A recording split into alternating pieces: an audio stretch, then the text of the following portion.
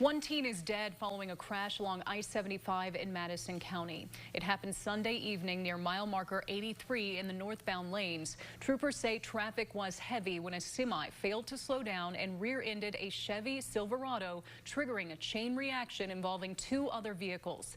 16-year-old Tristan Brown was rushed to the hospital where he died. The driver of the Silverado, 33-year-old Rico Brown of Berea, was taken to UK hospital with non-life-threatening injuries. The crash remains under investigation.